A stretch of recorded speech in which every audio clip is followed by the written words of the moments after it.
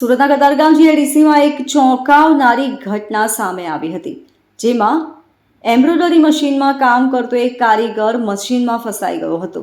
ફેક્ટરીમાં તેના એક સિવાય કોઈ જ ન હોવાને કારણે તે 1 કલાક આમ જ ફસાયેલો રહ્યો હતો.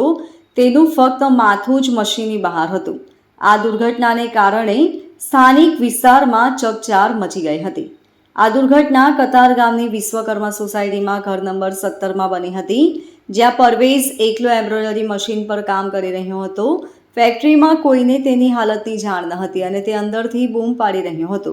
જોકે પાડોશીઓએ અવાજ સાંભળ્યા બાદ દરવાજો તોડી અંદર પ્રવેશ કર્યો હતો અને ફાયર વિભાગને જાણ કરી હતી. પ્રાપ્ત માહિતી મુજબ ફાયર વિભાગને માહિતી મળતાની સાથે જ રેસ્ક્યુ ઓપરેશન હાથ ધરવામાં આવ્યું હતું.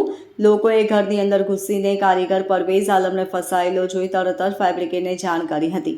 ફાયર બ્રિગેડ કર્મીઓએ ઘટના સ્થળે પહોંચી પેન્ટોગ્રાફ કાપીને અને કટરની મદદથી કારીગરને બચાવ્યો હતો. 1 કલાક ફસાઈ રહેલા પરવેઝને બેભાન હાલતમાં બહાર લાવવામાં આવ્યો હતો અને તાત્કાલિક સિવિલ હોસ્પિટલમાં ખસેડવામાં આવ્યો હતો, જ્યાં ગળાના ભાગે 10 ટાંકા આવ્યા હતા. હાલ તેની તબિયત સ્થિર છે અને સજાગ અવસ્થામાં આવ્યા બાદ તેનું અધિકૃત નિવેદન લેવાશે. પોલીસે મકાન માલિક દિનેશ કાપડિયા અને કારખાના સંચાલક દિનેશભાઈ પાલડિયાના નિવેદન લઈ વધુ તપાસ હાથ ધરી છે. જોકે હજુ સુધી કેટલી મહત્વની બાબતો વણ ઉકેલી છે. આ દુર્ઘટના ફક્ત એક દુર્ઘટના નથી. કારીગરોની સલામતી માટે શું જરૂરી પગલાં ભરવામાં આવી રહ્યા છે? ફેક્ટરીઓમાં કામદારો માટે જરૂરી સલામતી સાધનો અને ઇમરજન્સી માટે કેવી તૈયારી છે?